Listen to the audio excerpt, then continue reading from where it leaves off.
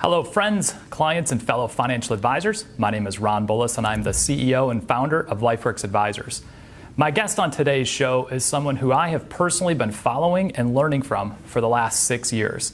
He is, in my opinion, one of the most effective coaches and developers of wealth management professionals and executives in our industry. His advice, teaching, and coaching has been instrumental in helping thousands of advisors, including my team, achieve amazing success, and in his words, get clear, get focused, and get results. He is the CEO and founder of ClientWise, the premier business, executive, and consulting firm working with financial professionals in our industry. He is a respected and highly experienced leader with an extensive resume and a history of high impact in our industry. But more important than that, he's passionately and tirelessly focused on leading the transformation of the wealth management industry and helping advisors move from being independent to building highly effective interdependent teams. He is someone that I believe every advisor and every firm leader should be following.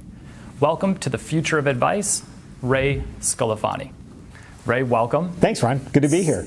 So excited to be having this interview. In fact, every one of these Future Advice podcasts that I've gotten to do have been exciting, but this one's especially interesting and almost feels full circle for me. So I brought little quick plug, Ray's book, You've Been Framed, Everybody Should Buy It.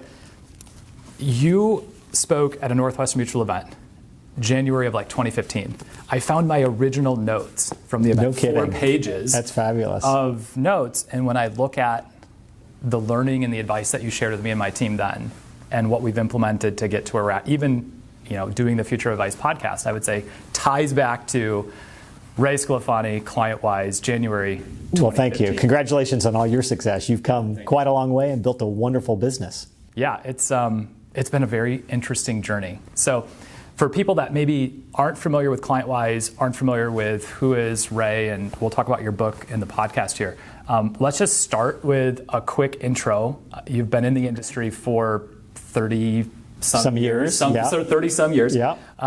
Let's start with a background on your experience in the industry, and then maybe focus even on the catalyst or the inflection point, like how you went from actually being in the industry to coaching, developing, and leading high-impact teams. Yeah, gotcha. There's a little bit of a funny connection. I started in financial services at a high school at 17 in New York City working for Alliance Capital. So I was a young intern, really didn't know much of anything. Willie May was the head of the mailroom, and I pushed a mailroom cart in my first job.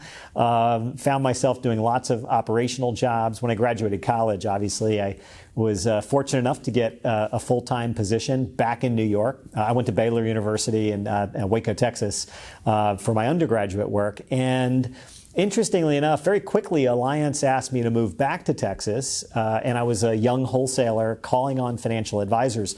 I didn't know much about the capital markets, about growth stocks versus value stocks versus bonds and risk products.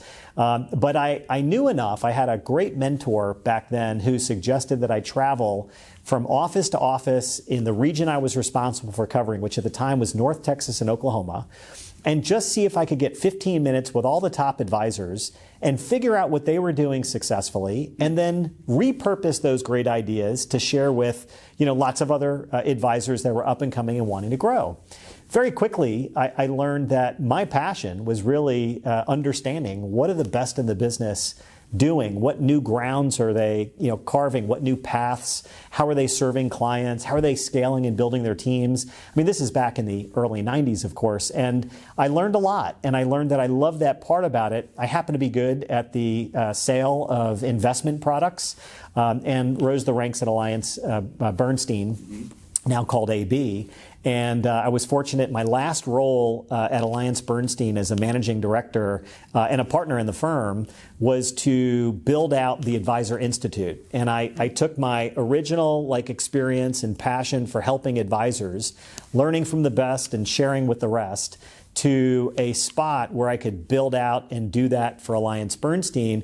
I had a vision beyond that, and it was to build a coaching company to just fully focus on that And at the time, that wasn't going to work for AllianceBernstein, and so I decided to start my own 20 years and 2 days after my anniversary, and the ClientWise company was born. Now, I know, because I know your backstory a little bit. You had been part of Dan Sullivan's strategic coaching program. Yes. Talk a little bit about your use of coach. You've mentioned two things that I think are really important. You've mentioned you had a really great mentor, which I think is key to every successful person I've got to interview and talk to. They had mentors or people, but you also were part of, a world-class coaching organization where you were being coached. Yeah. Talk a little bit about that impact and how that framed and kind of set you up for your role that you have now. So Dan Sullivan and his wife Babs had a major influence, as did the strategic coach, on me personally, and also I think really lit the fire for my own entrepreneurial spirit. And Dan really encouraged me to think about how I can make a bigger impact. And I was 17 years in the Strategic Coach program, and my schedule just wouldn't allow me to continue. I hope someday to go back and continue to learn from Dan. But one of the things Dan talks a lot about is not only that being an entrepreneur, but also finding great mentors and building a network. And so I've always had an executive coach who was really working with me, a performance coach, really understanding how to be a more effective executive. I've worked hard to build a network of other professionals, so a group of no less than 5 mentors, and continue to learn and grow in lots of different ways. I'm going to come back to the no less than 5 mentors, because I know you fairly well, and you have more energy than maybe anybody but me that I've ever met. So I'm going to come back to that 5 mentors thing, but talk a little bit about what ClientWise looks like today, who you guys serve. Just real quick, share a little bit about that. Yeah, so we are mostly a U.S. based company serving advisors in the United States. We exclusively focus in the financial services vertical and in that special little niche among high-performing financial advisor businesses who are committed to building enduring firms. We often think, simply put, building better businesses with purpose is really what our mantra is here at ClientWise: getting clear, getting focused, getting results. We do have a small group of clients in Australia and in Canada as well. And we just signed a partnership with Barron's Dow Jones as their exclusive coaching provider. Congrats. So thank you very much. So we're working closely with Barron's to understand how we build better businesses with purpose and data. Barron's has been collecting data for 17 years among high-performing practices and teams, and it's really interesting to see the patterns among what make those best in the business really thrive and grow, increase their enterprise value, but more importantly, making bigger impact in their community. So today we're Dallas-based. We just moved a year ago from New York the great to Republic Dallas. of Texas. We have. We're part of the migration pattern, I think, from both coasts into Florida and Texas. But we came to Texas. We built out an office here, a Business Builders Academy, where we've got groups of advisors. We hope someday will come back. We obviously build it and they will come. It's just taking a little longer with COVID, but we're excited to continue to serve advisors, not only in our signature programs online, but also in person at some point in the future. Yeah, office space is beautiful. I'm looking forward to the Business Builders program being back in person, selfishly. All right, I'm gonna read a quote from one of my favorite books. The book is Essentialism by Greg McKeown. Good book, yeah. I always find myself circling back to it, especially when I find myself maybe doing too many things and losing focus. I'm gonna read you a quote, and then I'm gonna ask you something specific about our industry that I think is a challenge, and we're gonna shift gears, and I wanna get your perspective on some of these challenges that advisors and firms are facing today. Here's the quote: "The overwhelming reality is, we live in a world where almost everything is worthless and very few things are exceptionally valuable. As John Maxwell has written, you cannot overestimate the unimportance of practically everything." When I heard you speak the first time in 2015, one of the things that instantly a light bulb went off in my head was you were asking some questions and kind of poking at this idea, probably very much leading us to this idea. We talked about this before on camera, about what is the value of wealth management and the value of an advisor. And I could be wrong about this. This might just be my kind of view of the world right now, but I seem to be running into this identity issue and value issue with advisors and firms around the country, where maybe they've historically had, we manage assets, right? We build investment portfolios, and with the advent of technology, machine learning, robo-advisors, passive investing, right? It's maybe becoming more and more challenging, I think, to like stake your flag in that. So advisors are, moving to, well, we do holistic planning and comprehensive planning, but business models and fee structures haven't maybe necessarily changed to reflect that. So one of my kind of questions for you is, I think that there's a significant challenge with advisors and firms getting really clear on what it is that they do for clients that's exceptionally valuable, and then shouting that from the rooftops. You work with thousands of advisors and firms across the country. What are you seeing in that regards? Yeah, that's an interesting take.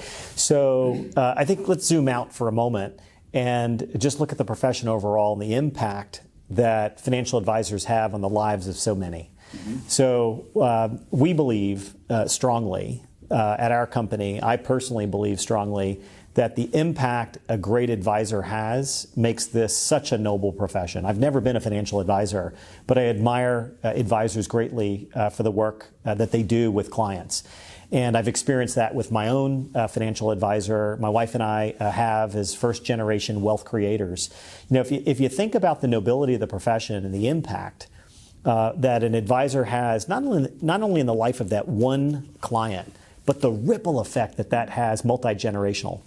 I think if I go back to when I started in the business, Ron, you're exactly right. I mean, very focused on investments, a fee on investments. There was a big movement in the mid-90s, from brokerage over to fee on AUM. And I think we've seen over the course of the last 15 years the impact that advisors have from a holistic wealth management planning perspective. There's been an evolution. I think of it as, in the early days, advisors were learning sales skills. Then they acquired maybe some technical skills to build some efficacy to what it is that, products and services they were presenting.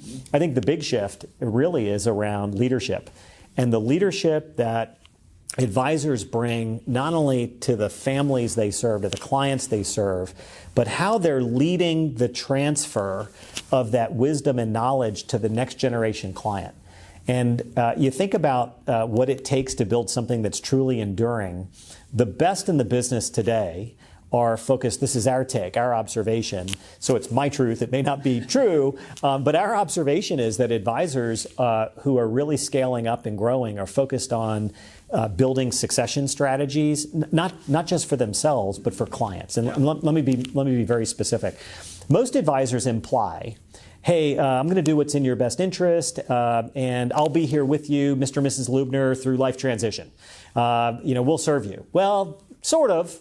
Unless something happens to me, I become disabled, or I pass away, or I decide to retire. I mean, it's never said that way, right? But if you think about it, kind of the expectation that advisors have, when they're building a relationship with clients is that they're going to be there for a while. I think they genuinely mean that. Yeah.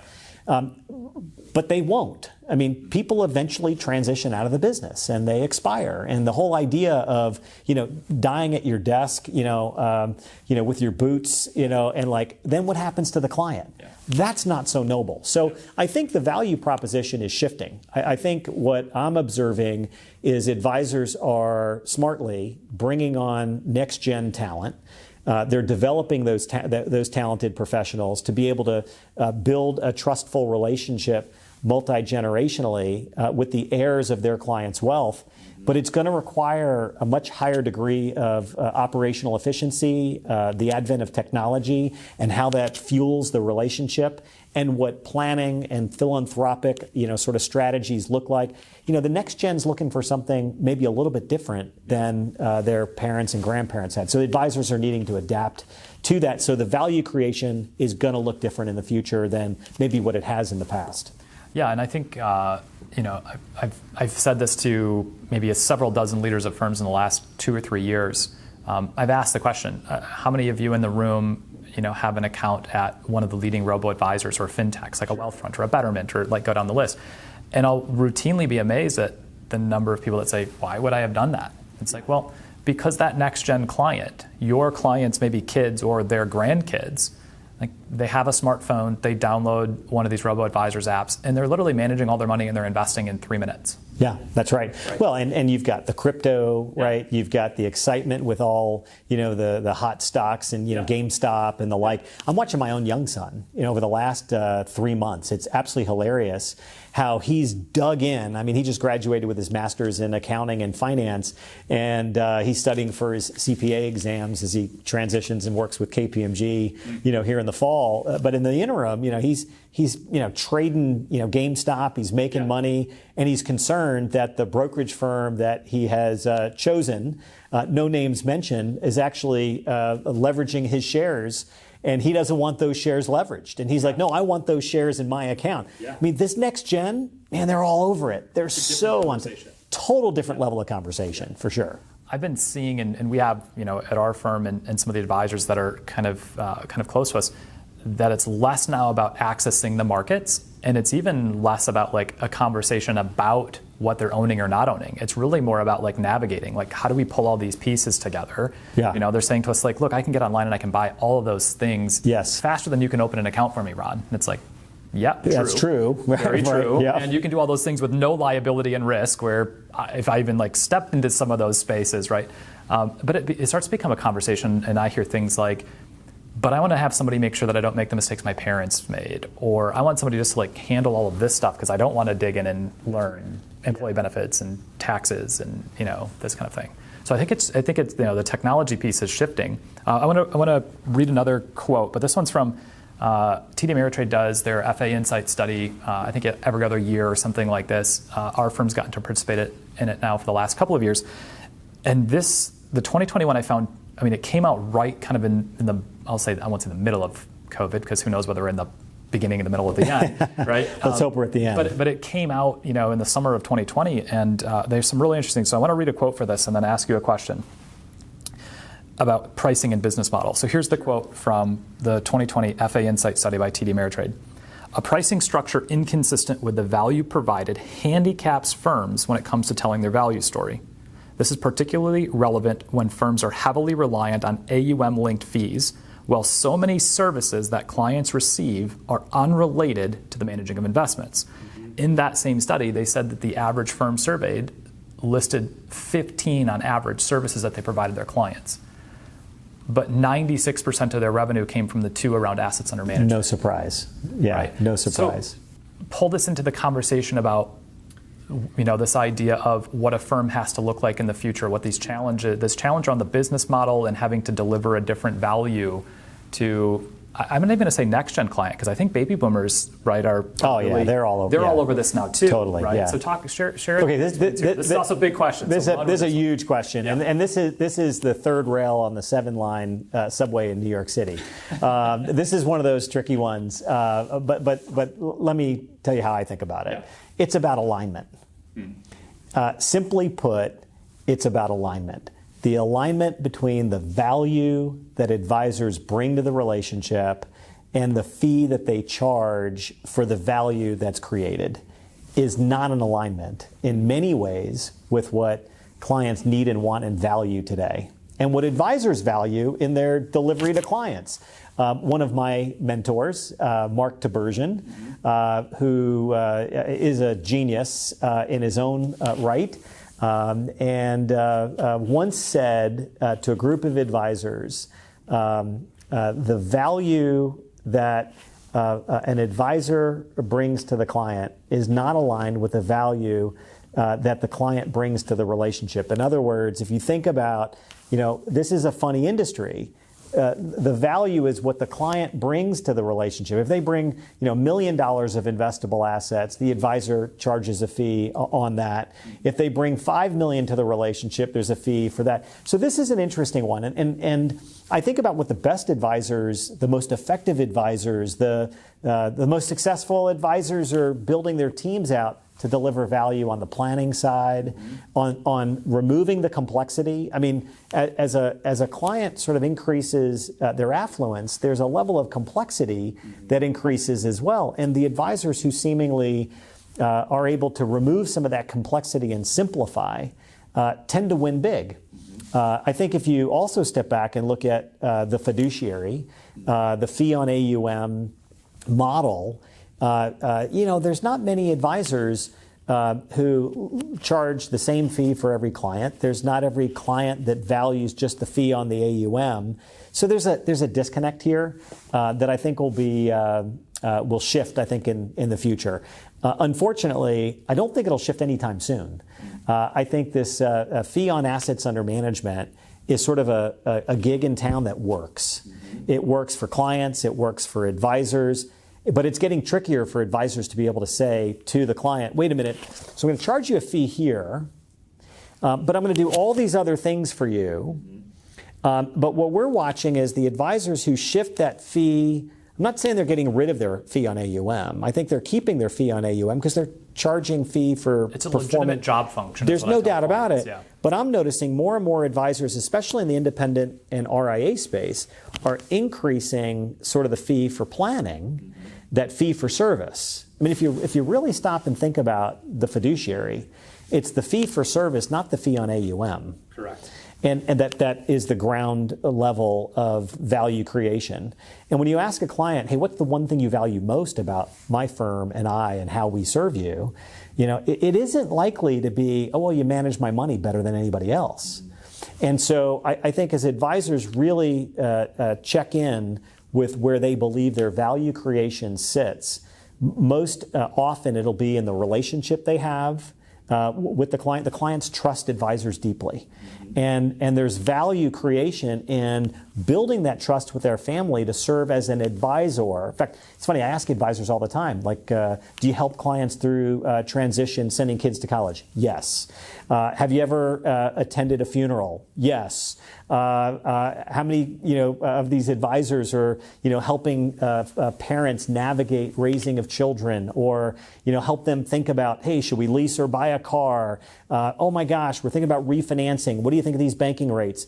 They don't get compensated for any of that. Yeah. So there's this disconnect. I think in time that'll change more broadly for an industry. Again, I just want to emphasize, I don't think that fee on AUM should go away. Yeah. But I think advisors have to start thinking about all the other great work that they're doing. Just look at the good organization, the certified financial planning or organization, and the certification and credential that comes with, lots of people say they do planning. Yeah. But the ones that really go out and get trained and have a fiduciary standard, have a code of ethics, a good standard of conduct, and have a litany of pillars in financial services, I think those advisors that really charge for the fee on that complete holistic space will win bigger over time. Yeah, it's an interesting thing. So we've been for maybe 2.5 years doing a lot of our business development focus has been, digital marketing and building clients around the country. Part of that was a shift of business planning that came out of doing the business builder workshops with your team, with this idea of not wanting to have my entire practice be susceptible to like one localized economy. Yeah. And building, virtual teams. Like I don't have to have every advisor in my office. I don't have to have their lead advisor here. Like now that's fast forward and we're here and it's accepted. Yeah. But I still see advisors, and I think this is probably one of the biggest challenges they face, which is now business development, right? I think, in a world where everybody's connected, I still see advisors and firms struggling now on the business development side, right? Because the way they were doing it. I'll back up a little bit. The founder of Airbnb said the first swipe at Airbnb, they realized they hadn't designed their system to build trust rapidly. And so they had to go back and redesign for this idea of how do you get two total strangers to trust each other, right? And then share space. And I think the building of trust, especially with business development and prospects, and I'd love your thought on this, like how do we build systems and structures that are repeatable and scalable in the digital age we're living in now, that build trust rapidly, whereas I might be able to overcompensate for maybe not as good of a system and structure because I could meet with you in person and we could connect with energy and share a meal, which for every human being everywhere on the planet, that's a very intimate thing, right? Yes. Talk to us about what you're also seeing the best teams doing at this shift, like building systems and structures to scale business development and build trust in our new... Yeah. I'm not saying I hate new normal. It's also a cliche, but in the new normal. Yeah, well, where we are for sure now. Airbnb is a good example. There's a durability about the application. There's a precision and a factness truthfulness about the information that's present. There's a rating system about the quality of the experience, right? So there are protocols that are built into a structure like that that are worth noting. Does the advisor show up on time? How does the advisor show up and present themselves? What's that executive presence look like? What are the digital materials that they're using? Is there operational efficiency in scheduling of the appointment, the confirmation of the appointment? Little things along the way. Is there a check-in with the prospective client about, do they have a good camera, a good system? Maybe we need to send a tech up available to help them set up, the Zoom meeting. One of the advisors I was speaking to, they actually took the youngest person on their team and said, "You're in charge of the tech experience for all of our clients and prospects. So your job is to make sure," this was like back last May. Wow. He said, "Your job is to make sure that every client and prospective client has a superior experience with the use of technology." And so the team rallied together and they started creating That's like a this. fabulous Like, idea. think how silly it is. Like, Yeah. so not everybody, they said they taught more people how to use FaceTime, how to download Zoom. Now, this was early days, right? Yeah. So now it's like the world has kind of sort of all figured it out. Yeah. But like looking for those little ways to build trust, like, hey, we're here for you, right? Do you have a laptop? Do you need to buy a laptop? Hey, we can help you find one, and we can give you some recommendations on what to buy, right? Like all of those those build trust, and we haven't even talked about your goals for wealth planning. We're just talking about how we connect with each other, right? So I think all of those little elements of the prelude to a meeting, what the experience is like during the meeting. Communication is not only the words people use, but the rhythm, the timbre, the volume. And when you're dealing with a speaker and a lighting, like rhythm Internet and connection. Freeze, right? Yeah. And little things like that really do make a difference. One of the advisors we coached very early on, super smart advisor, said to all of his team, "Look, we don't know how long this is going to last, but the very first thing I want you to do is call your internet company, and if you're not on fiber, get on fiber, and whatever the highest speed upload and download is that you can buy from them, buy it, and we'll pay your bill until this COVID thing is over." And now, super simple, silly, right? But how many of the team members were on cable where the download speed didn't match the upload speed? They were able to get on a fiber. Those that weren't maxed out, whatever it was. Hey, what computers are you on? What does your lighting system look like? I mean, as crazy as it is, this will be, moving into the future, a norm. Even when people come back to an office space, and many will. I mean, it's not all going to stay virtual. And we can talk about that more if you want. But as you come back to an office, is the office equipped? Yeah. I mean, one of the things we did is we transitioned from New York to Dallas. In the middle of the transition, I'm paying attention to what's happening. I'm thinking, okay, time out. Whatever monitors we were going to put on the wall, whatever dry erase markers, whatever cameras we were going to use, whatever our internet speed was, we got to upgrade all of that because we're going to be using all of this for a while. And so whatever that technology experience, I'm still amazed though. Some advisors show up for meetings, and their camera's fuzzy, and it's like, hey, wait a minute, this is the experience your prospective clients and clients are going to have. Yeah. Hey, one other last quick thing. You mentioned something too about this virtual thing. Yeah. Look, most advisors have clients in many cases in a lot of different states, and so the idea that you've already got a national business, right? Do you all need to be in the same physical location to serve clients nationally or internationally? Probably not. So what I'm seeing is a pretty interesting pattern of advisors who are not just looking in their region for talent anymore, they're looking nationally for talent. And so the searches are bringing a whole lot better talent. And if I step back and I'm going to be really direct, the greatest threat to our industry is not the robo, it's not the future of DOL or the fiduciary standard or some kind of black swan event where Apple all of a sudden has built an entire wealth management business. It is the race for talent.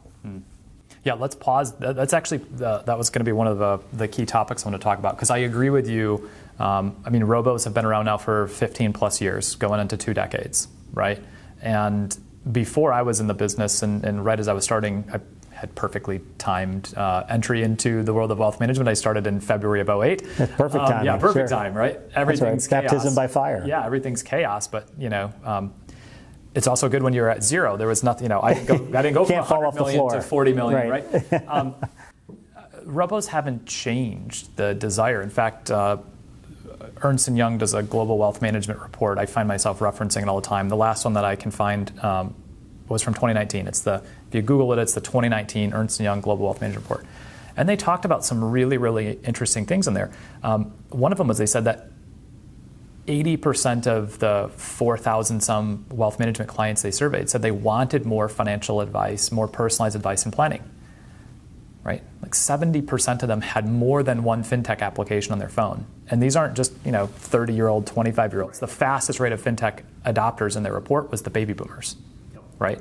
So what was the aha for me was that this isn't, technology is important, right? But we can't blame not bringing on clients because of bad technology. And technology, whether it's Apple or Amazon or Google stepping into wealth management, isn't going to change the fact, I believe, that when a person gets ready to make the biggest decision of their life, right, there is something comforting about having somebody they trust that's a partner to say, what do you think? Am I making the right decision? Yeah. It's. Let me just pull a thread on that, because I think it's a little bit bigger than that. Okay. It isn't about the one lifetime decision someone's going to make.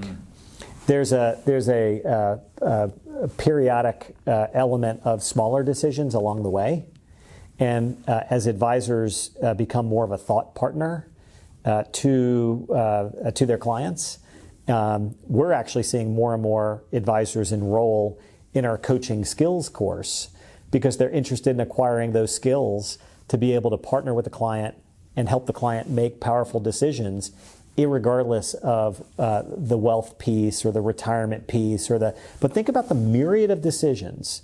The kids, the college, the relocation, the job change, the selling of the business. There's a whole bunch. Every one of those instances is an opportunity to deepen trust by listening to the client, by partnering with the client, by supporting the client's decision. There's all of that. And, you ask advisors that have been in this business 15, 20, 30 years, they think about the journey of trust building that has been made over the course of a relationship. When you do get to those bigger, chunky, oh my gosh, decisions, that client knows who to call because they've had a track record of trust. Yeah. That's very different. So I think, there may be clients, even the boomers, setting up a line of credit, through their, mobile banking app. Yeah. So it might be a transaction. It's not the transactional piece. We better make that transactional piece easy. Yes. Right? There's an expectation of at least a reasonably good client experience now. Yes. Right? Yeah, that's table stakes, right? That's the Amazon changed that for everybody. Yes. We've all learned that. Yes. Right? I expect it to my doorstep in 2 days. Okay, I can make that happen with a click of a button. In fact, I don't even have to click the button. They know that I order the same protein powder, every 4 weeks, and so it just shows up now. When you're on a first name basis with your UPS driver and your FedEx driver, absolutely, as we are at my house with 4 kids, 2 Amazon deliveries a day on average. You're right. The immediacy of this, Amazon's driven it. Netflix drove it, right? When you got to where, Netflix was kind of the first streaming service really that shifted the world. And you were like, hey, I want to watch this and I want to watch it for the next 24 hours. Well, it went from going down to Blockbuster on a Friday night as early in the afternoon as possible to make sure you could get it that you wanted for the weekend, to Netflix, who was actually shipping. I remember I was an early Netflix adopter. They used to mail them to you, right? The discs in the mail with a return envelope. Yeah. And as long as it was postmarked, by Monday morning, you were good. No late fees. Yeah. And then obviously we went to streaming, and bandwidth changed everything. I'm going to read one more quote from your book. It's actually from the introduction, so it feels a little lazy to read a quote from the intro, but your intro was written by Mark Tibergen, and I think he succinctly identified some things. So one more quote about the challenge of the industry, and then I'm going to flip for the next 10, 15 minutes, because I know your schedule's tight, to some things that you see coming down the pipe for advisors. So one more about kind of the challenges advisors and firms face. Here's Mark's words from the intro to your book, You've Been Framed. The financial services profession is going through a profound change. What has worked in the past will not work in the future. Today's economics, demographics, and regulatory environment introduce a whole new set of challenges for the business. In my experience, I find the profession divided into two camps: those who live in the past and complain about the present, and those who see the present as a catalyst for the future. So Mark has a way with words, doesn't he? I mean, he's a genius. Again, when I was reading back to the book for like the 17th time, I don't know how I didn't have that flagged and highlighted. But I think this succinctly captures this. Yes. Right? You have those that are kind of moaning and groaning about COVID canceling stuff and not going to the office, and I can't develop business the same way, and regulatory, like on and on and on. And then you have those that see this as a catalyst for what's coming next. So before we shift to getting your perspectives on what the future of advice looks like for advisors and teams, one last pass. Are there any? We've covered some challenges, right? Talent acquisition, business development, reframing. Any other big challenges that you see advisors and firms facing today? I think there is and forgive me for saying it this way, I think there's a professionalization of financial services that is a challenge for many advisors.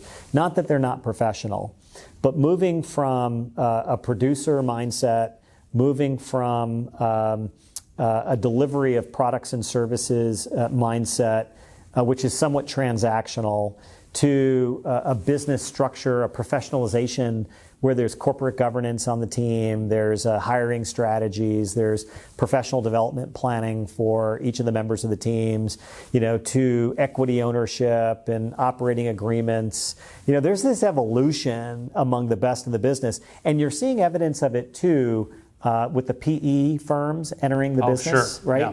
So, High Ridge, Long Ridge Equity, Lightyear Capital, right? You're seeing this flood of private equity monies coming in. I mean, Joe Duran selling United Capital to Goldman, right? There's a shift of professionalization that's occurring in the industry that's requiring those who imagine a bigger future for their teams, their businesses, and their clients, having to make a shift in building better businesses. And building better businesses with purpose, and building better businesses using data to make better decisions about their business. That's a major transformation for most solo-owned businesses. It's also a major transformation for ensembles that have lived either in that 1 to 5 million or the enterprise ensemble space between 5 and 10, because intentional growth, if advisors are focused on providing great value to clients, they can't help but grow. Most of our clients aren't struggling with finding new clients. I mean, there's an oversupply of clients in the United States of America and an undersupply of financial advisors. Most advisors might not feel that way, but just look at the data in terms of the number of financial advisors with a CRD who are like legit financial advisors. I'm not talking about the bank teller or the wholesaler, the branch manager at Merrill. Like, take them out of the equation. Client-facing advisors and the abundance of wealth in our country, those advisors that capitalize on the scaling up of their businesses and build better businesses that have purpose and using data to do so, that's a challenge for many. And we see that as a big opportunity and a springboard for the future. That same 2019 Ernst & Young report, they found that 1/3 of wealth management clients said they plan to switch firms or advisors in the next 3 years. One third. Yeah, it's big. There's money in motion. There's no doubt. The opportunity is huge. I think that's a really great one. Okay, let's shift gears a little bit, because this is a part of the fun piece that I wanted to really dig into a little bit, because again, I think you get a peek behind the curtain at some of the most effective, top performing teams across the industry. So not even like in the independent broker-dealer space or the independent RIA space or the wirehouse space. I mean, you have teams in all of these spaces, yeah. Yep. right? Talk to me about what you think the advisor of the future needs to look like and what they need to deliver to their clients. I'm going to use the word win again, right? To win the future. Take us forward 5 years and 10 years, right? Yeah. What is the value of a financial advisor? Well, that's a different question. That's a different question. But let's make them interconnected, because I think yeah. how the advisor is delivering value to the client is probably part of, maybe, at least in my opinion, what the future of advice might look like. So break them apart. Yeah, I'll break them apart. Let me start with what one of the advisors we coach, a large RIA here in Texas, the owner says frequently to his large team and to the clients. And I've been fortunate enough to help facilitate a couple of advisory client meetings for him. But his mantra is clear, and that is build the firm the clients want, not the one you want to build. And it's an interesting mantra, because I think the future of advice and where we're really going is that advisors who are able to make the shift and become powerful listeners to what clients want and requires that the advisor defines who the client is they wish to serve, and then ask the right questions. The power is in the question. What do clients want, and what will having that do for them? And if the advisors of the future spend more time thinking like a marketing research firm, where you're exploring what others want, and you're able to build and deliver that, then you're going to win the future. And I'll give you a very specific example. We recently conducted, and this advisor has a really nice, successful business focusing mostly on the affluent and ultra affluent. And when we conducted the latest advisory board meeting, two things came from the clients that were more than aha kind of discussion points. One was, hey, you've got a really good tech platform, but it feels out of date. Coming from a 68-year-old, fairly affluent. It's like, look, your app's good, it's all good, but you know what? From everything else I'm using, this feels out of date. Wow. And so the digital experience isn't for the 23-year-old, it's for the 68-year-old, right? Because they're doing the same thing. He's in the south of France wanting to move money from one account to another, and it looks like an old DOS version of something, and not a, right? And so he's like, yeah, it works, but it's not as intuitive, right? Thank you, Steve Jobs. Everything just got more intuitive, right? Okay, so that was one thing, that whole digital interface and delivery, 2 o'clock in the morning, the client wants to be able to play what if on their financial plan, and you've got it. Doesn't mean they don't value the advisor. It means they want access and an ability to do so. The second thing that came from the meetings, which I thought was really, really interesting, was, and there was a pretty nice group of clients. They all had the same issue, but they had a different take on the issue. The issue was, they said to the advisory firm, they said, your firm's not doing enough to educate the heirs of our wealth about what we want for our wealth. And it was really interesting, because part of this firm's value proposition is they really help their clients define what they want for their wealth, like the purpose. They've acquired wealth, and so now, what good do they want to do in the world, and not just the philanthropic kind of piece, but the longevity and the transfer of that wealth multi-generationally. Well, one of the clients said, my daughter really doesn't care much about money. She just knows it's there and can do anything she wants. And so how do you plan on educating her and connecting with her? Wow. Because you're talking about the investment piece, and she really doesn't care much about the investment piece. And so how is your firm plan on connecting with her as an heir? Whereas, my son, he works in the banking field, and he really is deeply connected to understanding the capital markets and is willing to have those complex capital market wealth management-y kind of conversations. He says, I've got 2 kids, and they couldn't be further from each other. Interesting. The future of advice is connecting with each of them. And the future of advice is that firm built to serve both of them. Both of them. Yeah. And that's a tricky proposition, because it isn't the old days of just finding a bunch of people who got money and charging them one point and calling yourself a fiduciary. The future of advice is about listening to what clients want and delivering for them. This client was saying, simple, simple, right? Wave a magic wand, pixie dust, boom, right? But the client was saying, you need to connect with both of them. How do you plan on doing it? Oh, and by the way, my app works fine, but it doesn't feel like it's up to date, right? So the future of advice, I think the evolution of advice is going to be connecting on a whole multitude of issues and being a better life coach and a partner to clients to help them make powerful decisions, connecting with the heirs of their wealth. Table stakes will be the investment management piece. Table stakes will be the delivery of quality products and best execution and financial planning and kind of putting in the models and the money. That's just going to get you a seat at the table. That's all that does, right? The relationship and helping people make powerful decisions and connecting to their future by designing systems and a structure and a pathway to get to that future will be what I think the future of advice will likely be more about. That's awesome. All right, wrapping up. I could go on for a day asking questions and just absorbing wisdom. Two-part question to wrap up. Maybe a bonus question at the end. But if you could give one piece of advice, and I'm going to kind of break your rule and say I'm going to ask you to give me one. Okay. If you could give one piece of advice to the next-gen, growth-oriented, hungry advisor, right, that maybe is listening to this or watching this, what would it be? I think I just gave it. Build the business your client wants, not the one you want. But if I moved beyond that, I would say think big. Think big, and think about what's possible.